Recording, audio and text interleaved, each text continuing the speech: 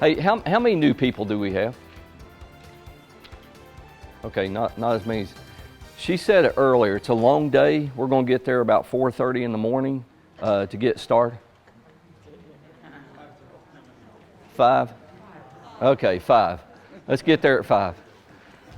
It takes a while to get everything up and going, but if the new folks would bring extra cookies and donuts and all that, these other folks are going to embrace you and help you, okay? Is that right, veterans? All right. No, seriously, don't feel overwhelmed if you're new. Everybody feels this way, I know. And once you get through one of these, then you'll be a veteran and you can help the new folks next time. But some of these folks has done this for years and they're going to help you and get you through the day. All I ask, and this goes to everybody, even the veterans, please read this book all the way through, bring it back with you on election day. And as she pointed out, and she may have taken it, let me borrow this.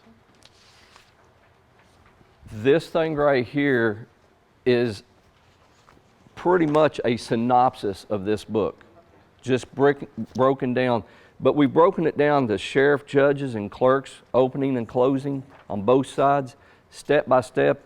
The most important thing for you at the end of the night down at the bottom, what to return to the county clerk, okay? It's very important. I'm going to go over that stuff with you today.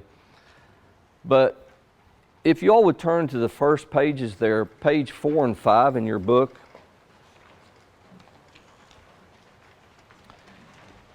This is responsibilities of all the election officials at the precinct, okay? And then 6, 7, and 8 start breaking it down specifically to clerks, judges, and sheriffs. Here's what I want you to take into account. The sheriff, have you all been assigned your duties? Where's my sheriffs at? Your job is to make sure you all keep chaos down inside the polling location, correct? And also, it's everybody's job there to make sure no electioneering goes on. But the sheriff is usually the one that handles that, to go up and speak with people to make sure that, hey, you can't be doing this or that, okay? And the sheriffs have to write everything up in what we call a sheriff's report. It's a precinct sheriff's election report, but it's a post-election. And anything that happens during the day on election day, we want any irregularities written up in this election report. And then there's some space down at the bottom if you have any suggestions for the next election. And here's the thing. Some people write everything down. If you need more additional space, just get a notepad out and add some more pages to it. We don't care. More is better than less, all right? Where's my clerks at? The clerks will get there that morning on election day. They're going to open up the blue supply bag, get the roster book out. You may be handing stuff off to the other people. If we have any machine books in there for the judges, hand that to them. The red tally bag that we use for our election results, remember this? Please give that to the judges, okay? And then inside the roster book, the key to the paper ballot or the e-scan machine will be in the roster, so give that to the judges. They're going to need it. Also, clerks, open your roster book up. Make sure you're familiar with it. The roster book is going to be broken down for this election, Democrat, Republican, nonpartisan, okay? So, there is nothing running in this election that is nonpartisan. It's all Republican and Democrat. Every voter must vote the way they're registered. So the only people that's going to be actually voting in this election is registered Republicans, registered Democrats. As she pointed out, there are no presidential Republican candidates on your ballot.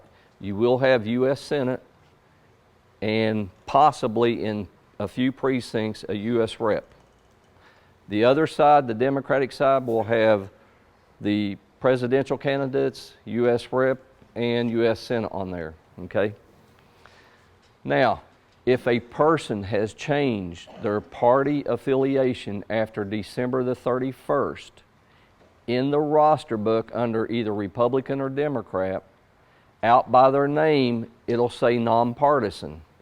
That means they're in what we call a limbo state, all right? They can't vote in this election. They'll be able to be fully transferred and vote in the fall. So be very careful, clerks, as you're processing voters. Out by the name, you see the word nonpartisan. Those voters are not allowed to vote in this election. They're treated as nonpartisan. All right?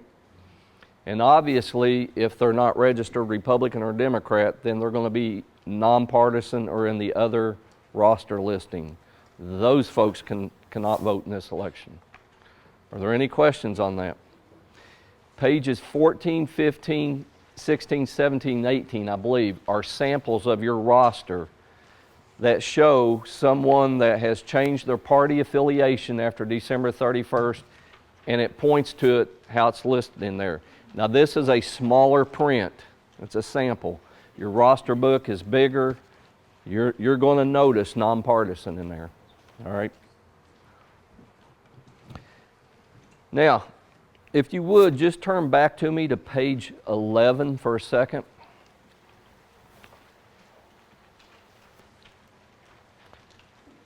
Right in the middle down there, it says you should compare the following, okay? What we're talking about, we have on the scanner itself a public counter number, correct?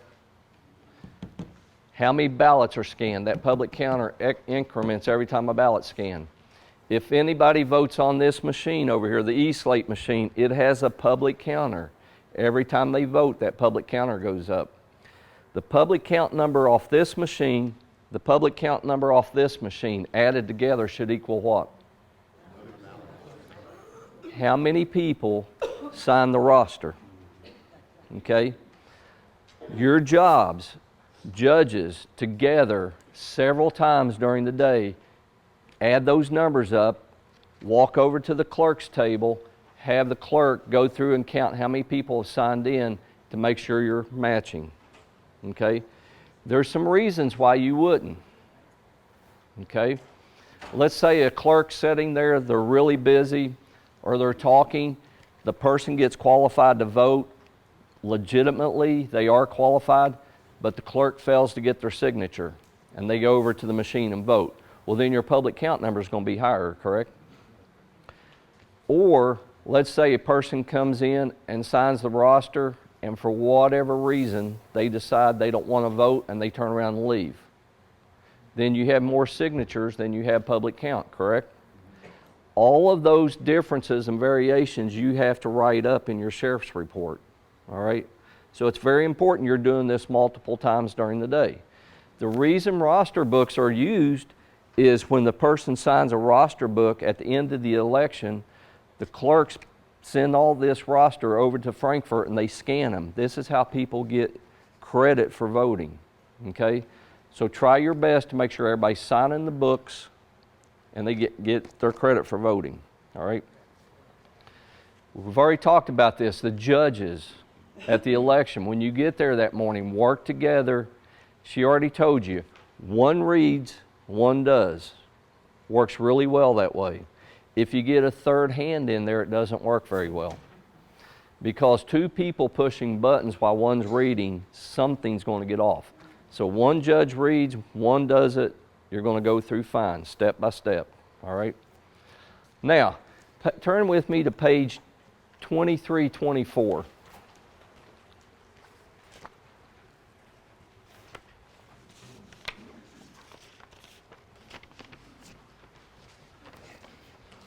What we're talking about here is things that can happen on election day. And this is probably more as a refresher for the veterans, but I'm going to try and paint a picture for the new folks that's never done this.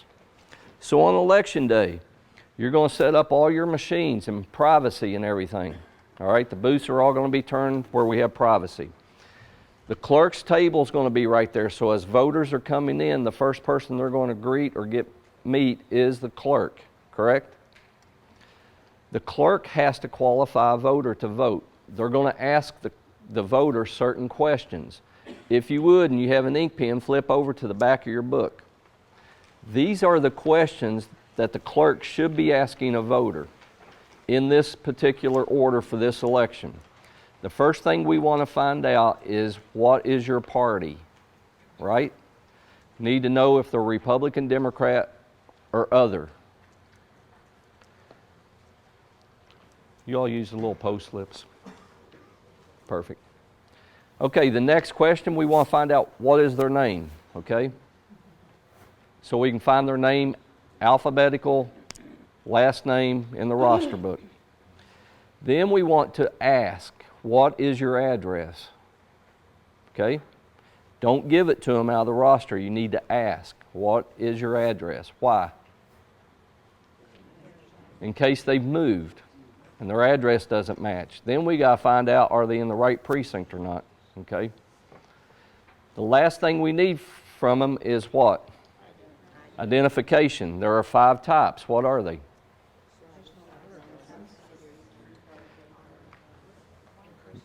Got it. I heard them all.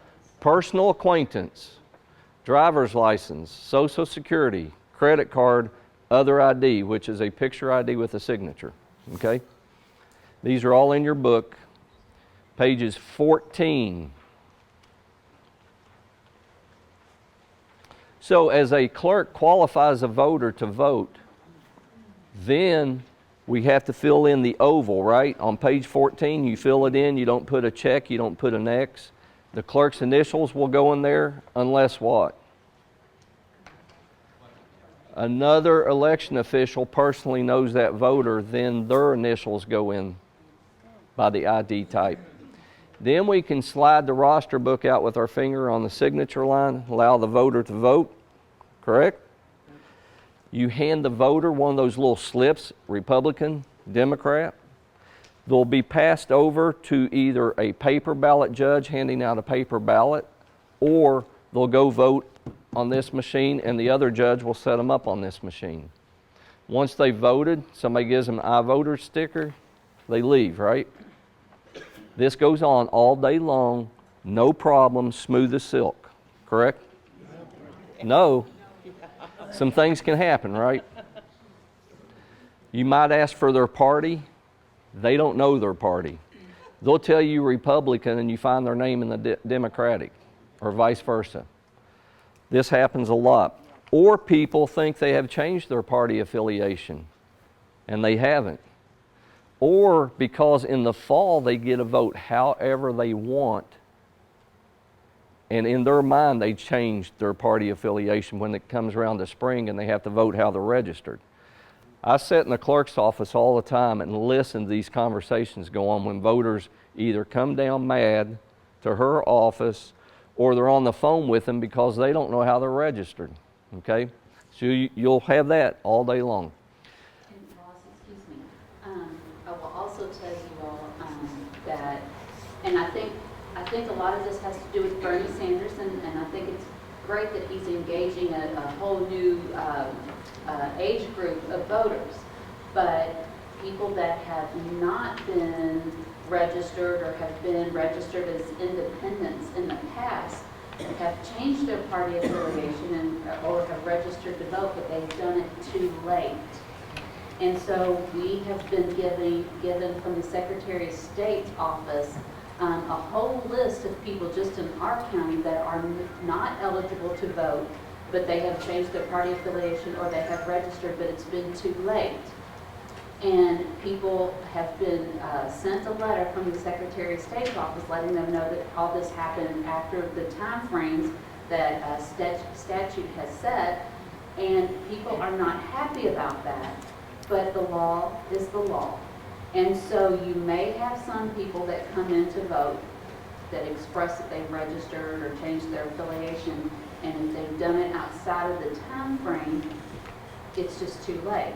And it's all parties, but I think Bernie Sanders has affected it more because he has engaged a whole new group of voters. Hello. I'm looking better all the time.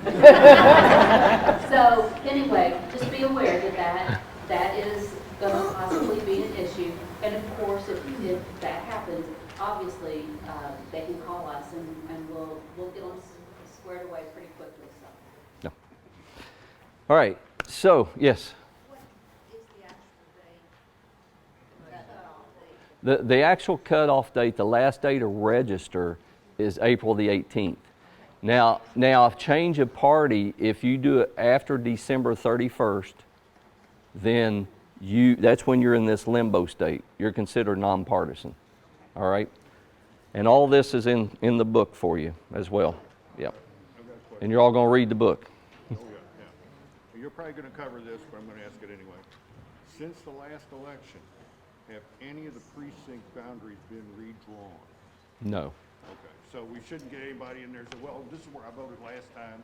Why you told me I've been moved? No, the precinct boundaries and all that get changed when the census is changed, and it went way longer than it should, but that's all already been taken care of. Well, us personally, we used to vote at the Ballardsville Firehouse. Mm-hmm. Then we got moved to the Ballardsville Baptist Church. Mm-hmm. And then we got moved to Centerfield Elementary, and now we're at Mount Tabor Methodist.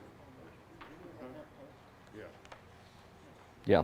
Yeah, the boundaries get changed every 10 years with the census change, and all that's been taken account of, and people been notified. But you have to realize some people don't vote every election, and if they haven't voted and they get to your precinct and it's the wrong precinct, we got to get them to the right precinct. Okay. Was that an important precinct question that he was asking? I'm sorry. I didn't hear the question. Oh, he was talking about well, not the census, but the precinct boundaries changing, and asked if that would happen for this election, and it will not. We don't change precinct boundaries every election. Thank goodness. Yeah. Those are always done by census and how many people live in your community or in the county and out of the county. And as it changes and it grows or it lessens, we have to redivide all that because we're only allowed so many voters per precinct. Okay. All right. So getting back to my scenarios here, you'll have the person when you ask for their last name, possibly it's different than what's in the roster. Correct? Usually women, because they've gotten married or divorced, right? And then when that happens, we have to make sure that we capture that by a new registration card, let them sign the roster after they filled this out. This gets turned into the clerk's office, and then they're allowed to vote. Or you have a person that comes in and you find their party, you find their name, you ask for their address, they give you a different address. Now, multiple things can happen with different addresses, all right? One is they may still be in the right precinct. They just moved a few houses up or over. Or they could still be a registered voter in your county, but they're totally in a different precinct and we have to send them over to another precinct. In all these cases, if you can't quickly determine where they belong precinct-wise, either by looking at your maps or your list, you call the clerk's office. Okay, and let them help you. Because the worst thing you can do is detain a voter for several minutes while they're trying to come in on their time to vote. All right, we want to process them quickly. If the clerk's office says, yep, that address puts them in your precinct, but before they can vote, they have to always fill out a oath of voter form with the change of address, okay? This oath of voter by the voter itself is actually them giving you their word that they belong at that address, okay? That's where they live. They have to sign this and you have to put the reason for it. It's usually change of address, okay? Or they moved.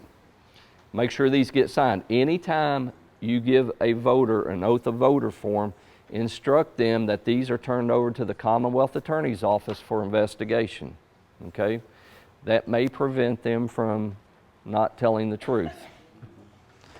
The other thing they have to fill out is a new registration card with the change of address on it, because we want to get them updated in the roster, correct?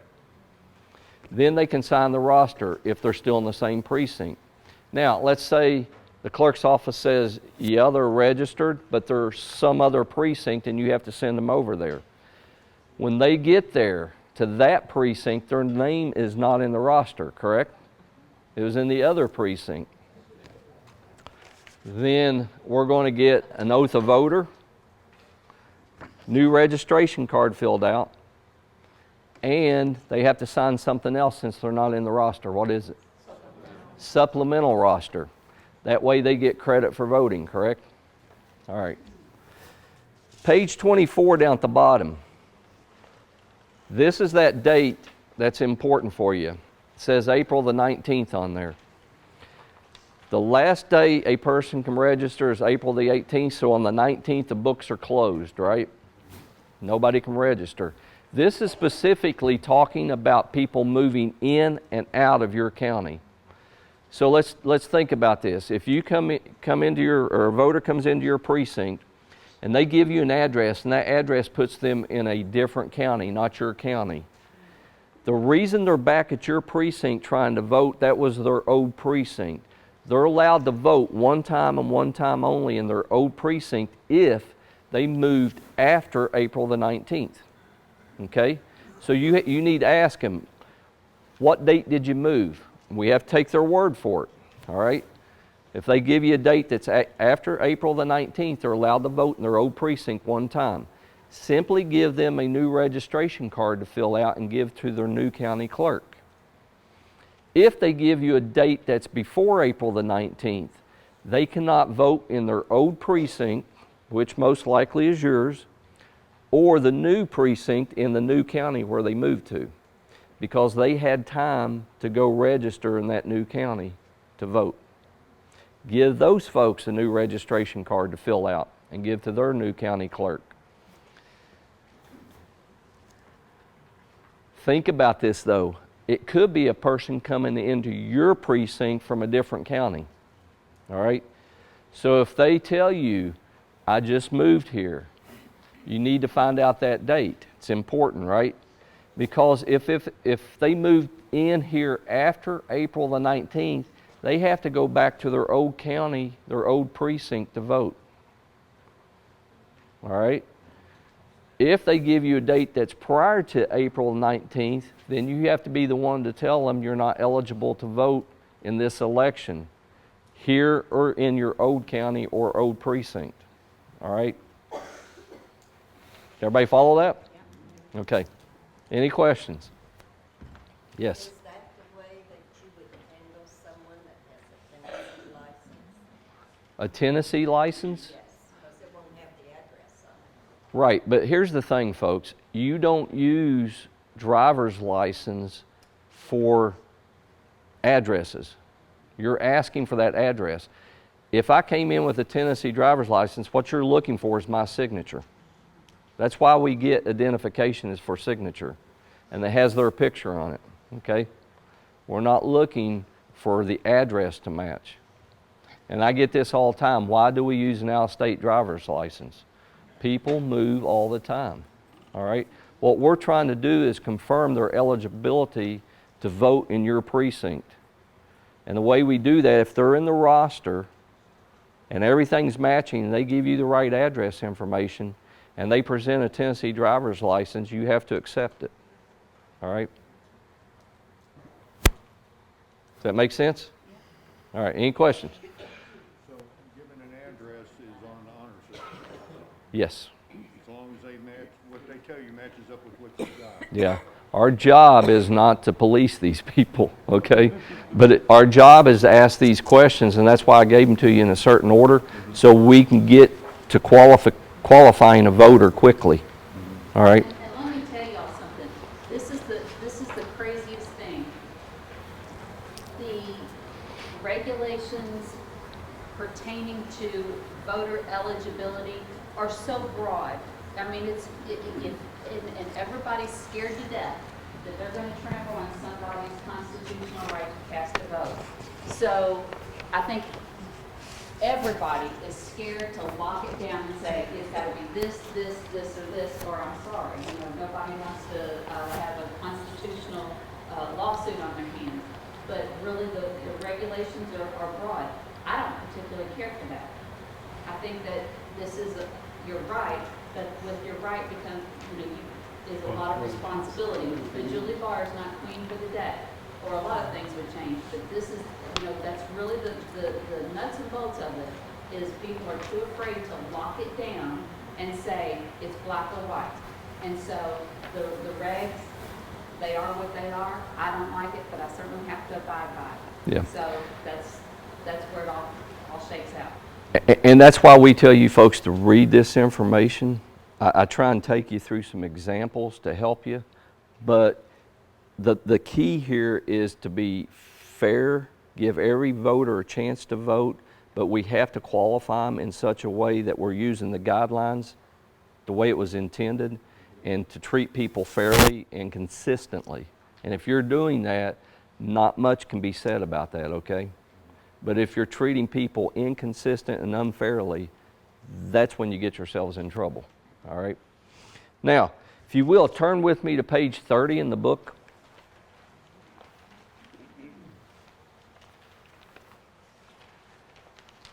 If you don't remember anything I've told you today, and I hope I gave you the right page. Yeah. Sometimes my memory fails me. Voter assistance. Please remember this. There is a voter assistance form, and this one's a tough one, folks, okay? There's only 3 reasons a person can have someone assist them in voting. And when I mean assist them in voting, they're allowed to walk into a private voting area with that voter and help them. Either fill out a paper ballot or vote on this machine, or even to scan their ballot, which is a private voting area. Blindness, physical disability, and inability to read English is the only 3 reasons we allow somebody to go into a private voting area. They can bring someone with them, or if they don't, both judges, Republican, Democrat, has to walk in with that voter. Before anybody goes in there, this form must be filled out. Completely. Top part's the name. The bottom part is the oath for the voter to signify if it's blindness, physical disability, inability to read English, and it has to be witnessed. Then there's a place for the person assisting them to print their name, sign it, and then down at the bottom it has to be signed and dated by election official. Every single case that someone's in with them. Okay? Now, if a person, and on here there's a place to file for a permanent assistance.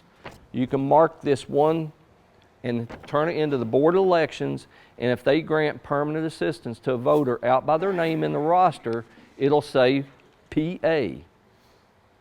Okay? So let's say you've got a voter coming in, they've got someone with them to assist them, you find by their name PA. Do they have to fill out this form? The voter doesn't, but this form still has to be filled out. The voter's relieved of this once they've been granted permanent assistance. We have to capture the voter's name and information.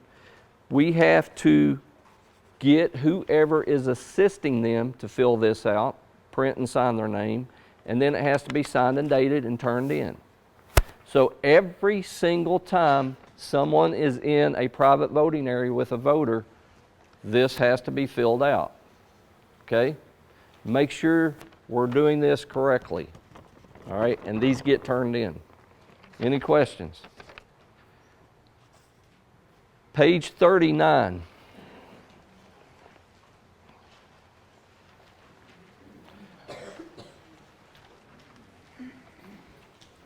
Okay, up at the very top, this is bleeding over from the page before, 38, which says who's allowed in the voting room on Election Day. And I want to point this out to you. The media, news media, is allowed in a voting room, okay? The only reason news media can be in there is to film the process of the vote, the voting process. They're not allowed to film the identity of a voter, conduct an interview with voters, They're only in there to see and film the process of the voting. They can't even film a voter in the act of voting in a private area, okay? If news media shows up at your precinct, always call the clerk's office to let them know, okay? Because they should have already called them and let them know they're coming out. The reason I'm going over this right now, there are certain precincts, and I think it's the 38th precincts with representative. Yeah, it's the 33rd, I'm sorry. We've already been told there's high interest in this race, so you may have people showing up that day if you're in those precincts. All right. That's the one that's like from South Pee-wee, South Crestwood, up to like Carriage Hill. You'll be impacted. So, and it'll be big because, you know, there's a lot of interest in this one, okay? All right. Down at the bottom there, electioneering. How many feet boundary from your precinct door or the entrance to 100 feet. Public property, not private, okay? So if there's a house that sits over here right in between that 100 foot and your door and it has a big campaign sign on it and that house is private property, are we allowed to do anything about it? No. So here's what I want you to remember on electioneering. If for any reason you think something's going on the outside of your precinct, either voters are telling you or anything, don't take it upon yourselves. Call the clerk's office, let the clerk and the local sheriff handle the outside part. You, remember beginning this, when I started this a while ago, said the sheriffs manage the chaos inside. You take care of the inside of the polling location, all right? So, are you as election officials allowed to wear anything that has a campaign, Republican, Democrat, or a party candidate? No, nothing. So make sure you don't show up that day with anything on. Now, well, campaign-wise,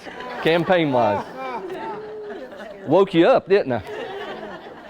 Campaign-wise. Okay, are voters allowed to wear anything? Yes, they're going to have clothes on that has Republican, Democrat, or a button, a shirt, pin, anything. They are. Only to come in and vote and then leave. So if I've got a big hat that says Democrat or Republican on it, and me and him stand in line, and I'm sitting there going, can I do that? No. That's a form of campaigning, isn't it? What's the sheriff going to do? Politely walk over and say, hey, sir, you're committing electioneering crime. That's a form of campaigning. It's not allowed. Please stop. Okay? Then you go what? Write it up in the sheriff's report. Okay? All right. Also watch out. These post-star booths where they vote their private ballots in there, that nobody leaves anything laying in there, any buttons, pens, pamphlets, anything that's campaigning. Scoop that up and make sure you discard it. Okay, the guy's got the Democratic hat on, he points to it. As the sheriff, am I supposed to ask him his name and write that in the report? I would. Just that it happened by somebody? I would. Okay. But you're going to get the name? See, you can ask the clerk. You can ask the clerk, because, yeah. Okay. Because the clerk just... I want to say one thing about the 100 feet. You know, and y'all are doing a good job, but, you know, we have the sheriff has a measuring device, and we get, when it was 300 feet, we would get calls that it's within 300 feet, and it would be 400 feet away. And when it changed to 100 feet, it's going to be hard to gauge just by eyeballs. And I guess what I'm saying is use your discretion, because we are having deputies run all over the county at 6 o'clock in the morning and it doesn't happen very often that it's within the distance. So be very careful about, you know, calling. I don't want any laws broken, obviously, but it's really hard to distinguish with your eye the distance. So just be careful, use your discretion, and if you really feel like it's within the 100 feet, obviously we'll get somebody out. They may not be there in 5 minutes because we have very few deputies out at 5 o'clock in the morning or 6 o'clock, and this is a large county. So just be patient if you call. We'll get somebody there, but it may not be right away. Okay, splitting hairs, I know, I'm sorry. But is that 100 feet start from where you From actually the front fill door out of your the ballot? polling location. From the front door? Yes. Okay, Of the polling location. right, okay. As opposed to where you actually fill out your ballot. That's correct. That's correct. You said they could have Democrat on there. How about the candidate's name? It doesn't matter. Doesn't matter. They That's, have a right to wear what they want, but they That's can't. actually telling somebody else they vote for them too. It doesn't matter. yeah, as long as they don't bring attention to it. They have to go in, vote, and get out. They Yeah. can't stand there and try and persuade But they people. can't come in with They a absolutely button on can't. for Yes, yes. Yes. Okay, down on page 40 there, exit polling, that is allowed in the state of Kentucky. That means exactly what it says. People can stand right outside your precinct door and conduct the interviews as people have already voted and they're leaving. It's up to the individual voter if they want to be interviewed or not. Okay? So, down at the very bottom it says election contingency emergency plans there. Those are drafted by your county election board. They're in your supply bag. Please read those and be familiar with them. The last thing you want to do is be reading an emergency plan right in the middle of an emergency, right? So be familiar with it. But here's what I want you to gather out of this. If there is some type of disaster and the clerk calls you and tells you all pack up and get out of there, it's an emergency, we want to stop the election. The way we do that, we unplug the equipment. We don't close the polls. If you close the polls, then we cannot restart the election from that point. So please, just make sure you turn the equipment off, try and pack everything up that you can. Your safety is most concerned, then you get out of there, okay? But if you close the polls, we can't do anything. So don't ever close the polls before 6 p.m., right? Okay. The rest of the book, there's disability awareness guidance in there. There are election crimes that I don't cover. I'm going to let you read them. At the end of the book, all the forms that you use on election day there's samples, they're filled out, and then there's a questionnaire that you can take with the answers in the back. I highly recommend taking that questionnaire because after you read the book, you think you know everything, you'd be surprised. They're trick questions, but they're really good ones, all right? They'll help you a lot. Any questions on the book part? Are there going to be any challengers or check off people? All right. There are no certified challengers. That means the only person that is allowed to keep what we call a checkoff list is a certified challenger. You guys are not allowed to keep a checkoff list. A checkoff list is keeping names on people either by party or organizations and then calling out and letting people know who has and who hasn't been voting at your precinct. You're not allowed to do that. That goes with family members as well. I know you think you're not doing anything, but that's a form of a checkoff list. If you call family members and say, hey, such always votes in this election, they haven't been down here. That could be construed as a checkoff list, okay? Any questions? All right, machine training. Remember, on the machines, one reads, one does. You cannot go wrong. I'm going to go through this rather quickly because I want to get to a couple examples with you and then get you guys out here. Where's the key found? Roster book. We always unlock the lid, remove it, place it out of the way where nobody can step on it. Remember, there is a verification form on top of both machines. You have to validate the information, the precinct name, serial number, and seal numbers. Precinct name and serial numbers right here on this pouch are up on top of the scanner. We have a loose blue seal, a yellow seal on the side that we cut off with the scissors or cutters found in your supply bag, anytime we cut a seal off, what do we do with it? Put it in your red bag that I can't reach. Okay. There's one last thing on here. It's a starting PVT number. Thank you. And that PVT number you can't validate until the machine's up and running. With the key, unlock the side door. Once the seal's removed, that's where we find what? Ballot bag with ballot, ballot accountability statement, and spoil ballot envelopes in here? Or in your supply bag? Okay. Also in the base is what? Has anybody ever left a privacy screen in here?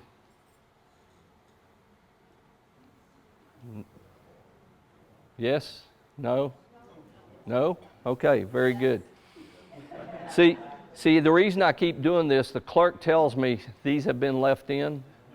We're even thinking about putting bright green or orange tape on it so you don't miss it and see it.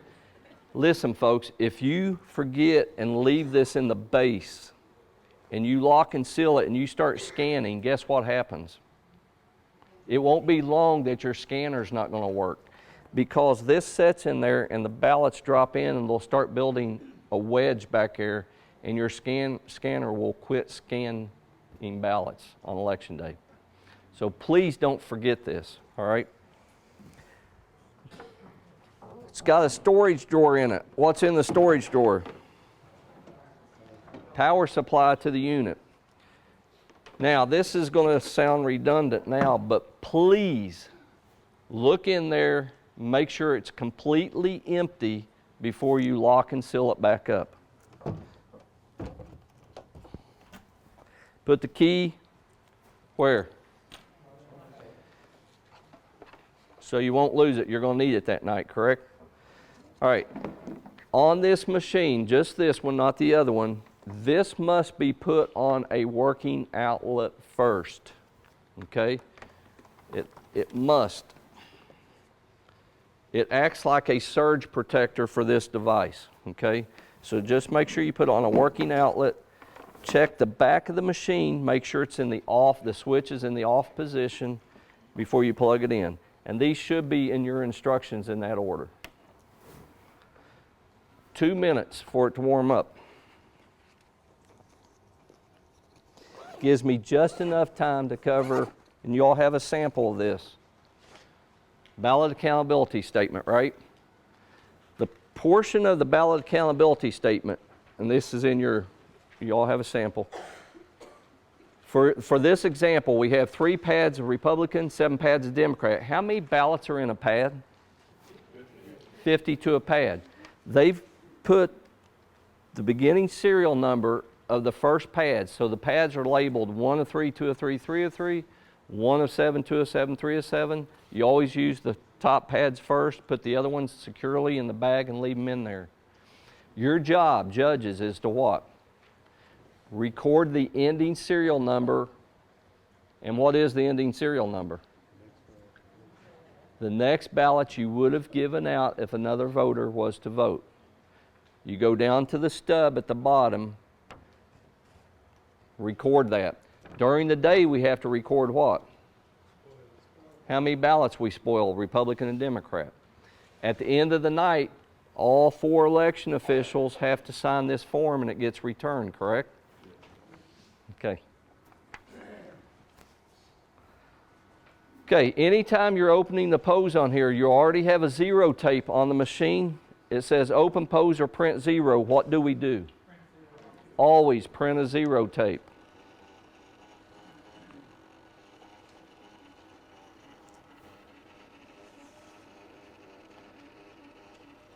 When this screen comes back up, it's going to say open the pose at that time. I'm going to hit the button. It's going to ask for a password. What's the password? 6 ones, right? And how do we get the 6 ones in there? You hit the top button, the middle button, top button, middle button, top button, middle. Just keep doing that until you get a 1 in every box. Then you say accept.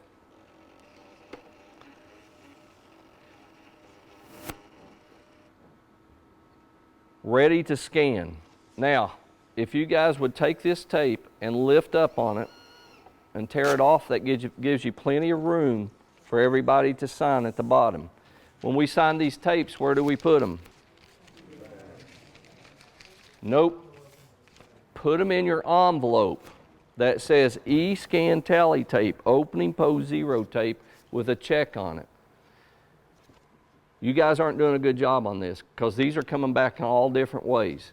Please, opening tape, closing tape, and MBB card from this machine. Same thing on the other one. Opening tape, closing tape, MBB card in the other envelope.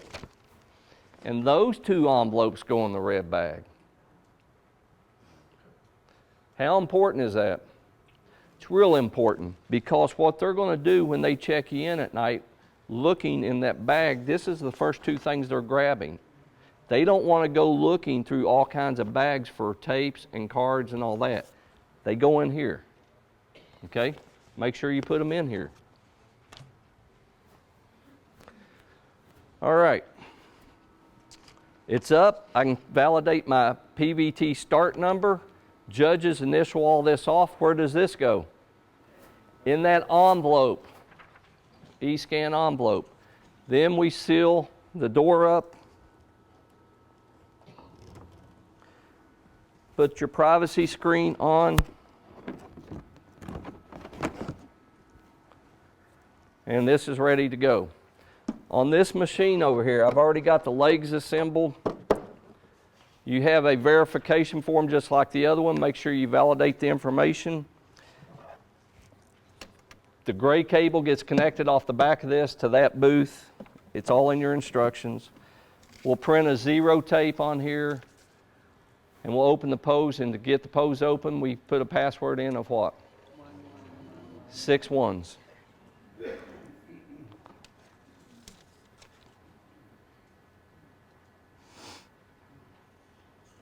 All right.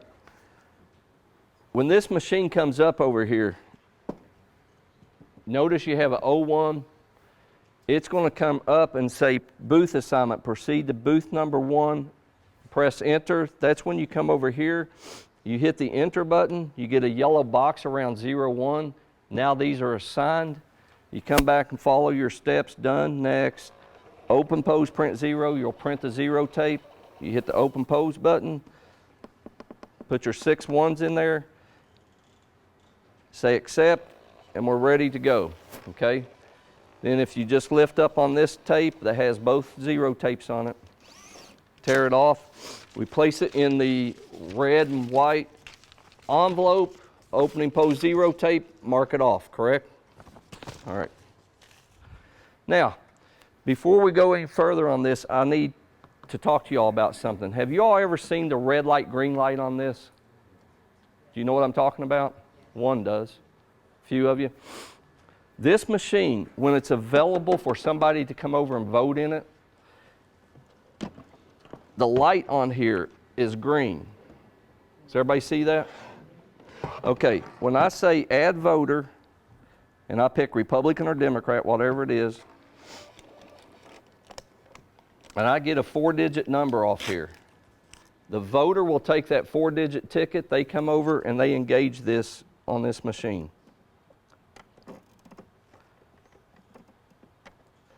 The ballot's up, okay? Remember, this is a private voting area. The screen's down, it's turned around to the back, okay? You can't see this. As soon as they engage their ballot, this light goes from green to red up here. How important is that? It's real important because you, as a judge, should be watching this. If feet are under here and they're voting and they walk away and this thing's still red, what do you have to do? You have to go get them and ask them to come back and finish casting their ballot. Until what? Until this turned green, but tell them when they see the flag waving, okay? So as soon as they finish casting their ballot, this light goes back to green. That's how you watch this machine, okay? Any questions? Okay, quick example over here. If a voter is got a paper ballot and they filled it out in a private voting area,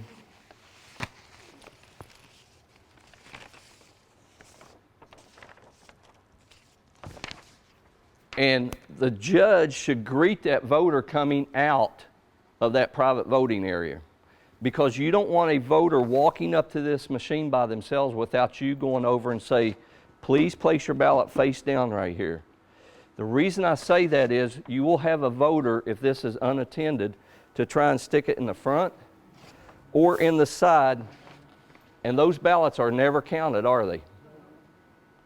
So if you guide them and show them, scan it right here face down, and then you get out of there because it's a private voting area,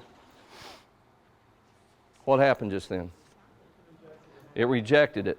So, private area, you tell that voter, please turn it over and try it again, and if it rejects it again, then read to me what it says on the screen. So they're going to read U.S. Rep, contest overvoted. You're going to give them a choice, right? What's the choices?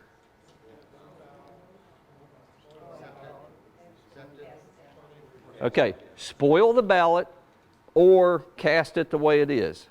Be able to give that choice to them and instruct them, if they cast the ballot the way it's marked, then anything overvoted, that race will not count. Anything marked properly will count.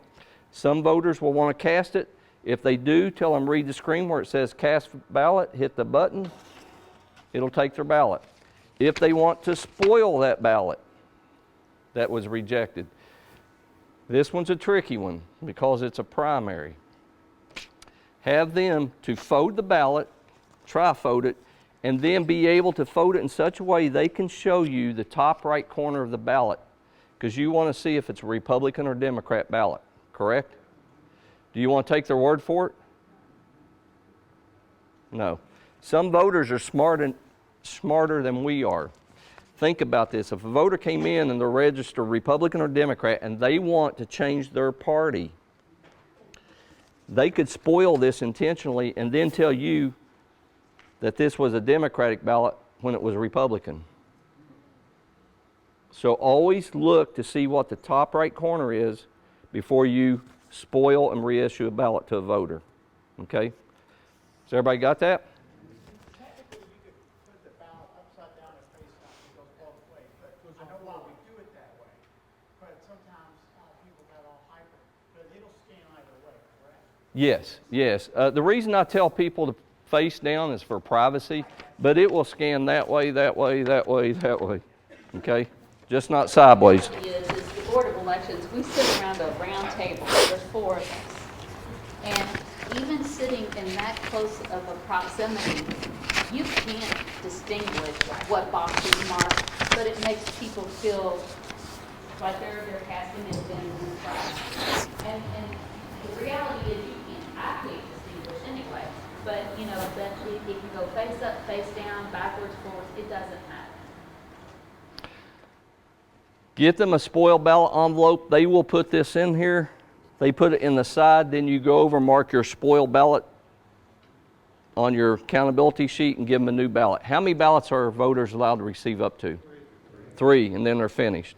Okay? Now, if there's, yes ma'am. Just wanted to please remind every judge that only the voter can touch that ballot. The judge cannot touch the ballot. That is correct. Don't ever let a voter, if a ballot rejects and somebody's in close proximity, they tend to try and get you engaged in it, don't they, by handing it back to you. Don't ever touch a ballot once the voter's received a ballot from you, okay? Every ballot has to be scanned or spoiled, but it's going to be done by that voter, not by you all touching it, okay? The only thing you want to see on it is that top corner on a rejected ballot. One thing with spoiled ballots, we had a streak of them. I think at one of the recent elections because of the way we tore them off. Okay, a couple of things about that. If you ever tear a ballot and it damages these barcodes down here, then you spoil that ballot, not the voter. That's a torn ballot by you all, okay? Which should, yes, it's,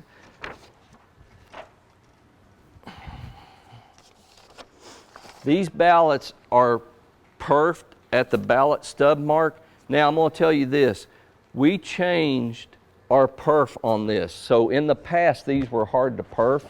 They've gotten better.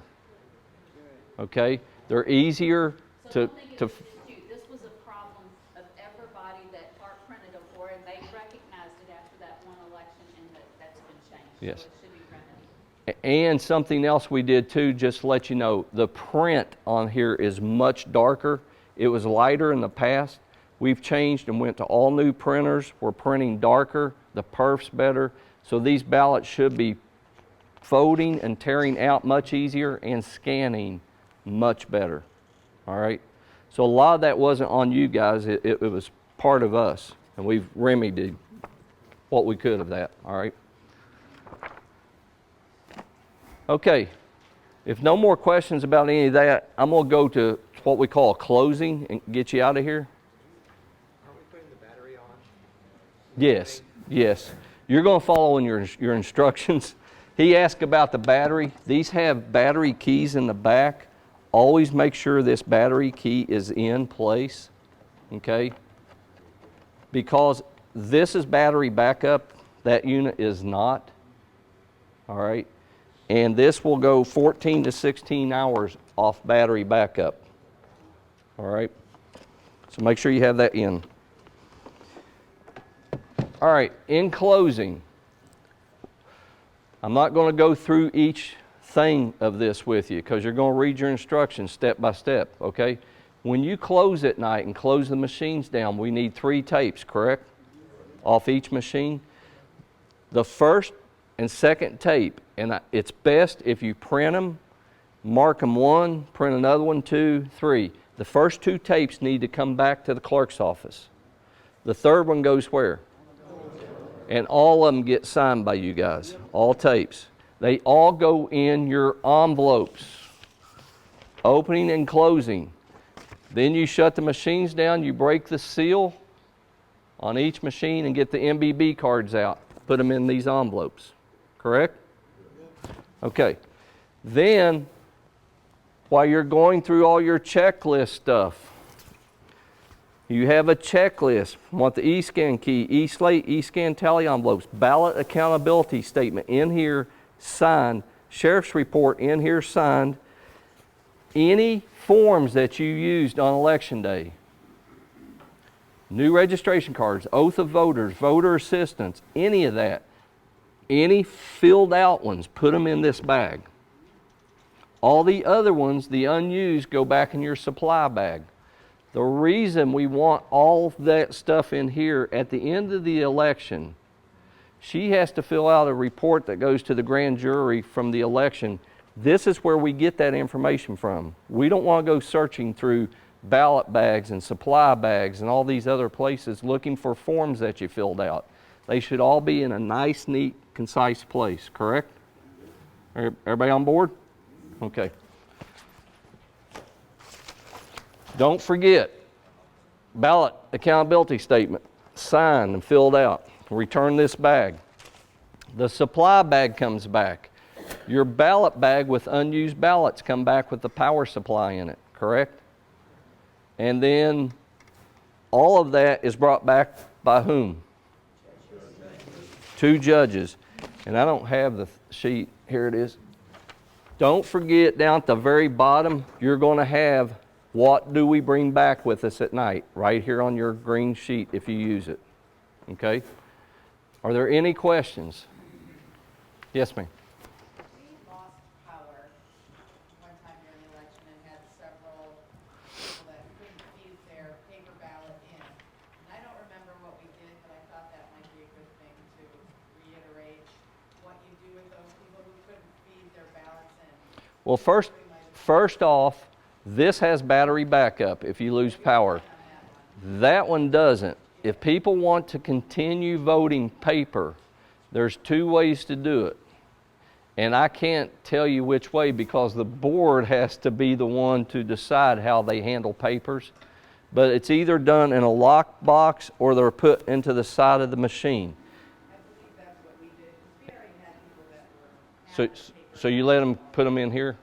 Okay, if the voters keep voting and they put their loose ballot in the side, then the Board of Elections will come out to your precinct after the power is restored. They'll cut the seal, they'll open it, they'll get the ballots out, relock it, reseal it, and scan those ballots. Okay, so voters can keep voting paper if they want to. But don't forget you have another machine that has battery backup. That answer? Yeah, I thought that was important, especially with all the names. Anything machine-wise, folks, if something happens, you lose power, call the clerk's office. They're going to remind you what steps to take. All right? Thank you. So Oh, every machine's gonna have both units. Every Precinct. every precinct has one of each machines. Yes. Yes. Hang on, everybody. Go ahead. What determines which ballot the voter gets? Party. What party?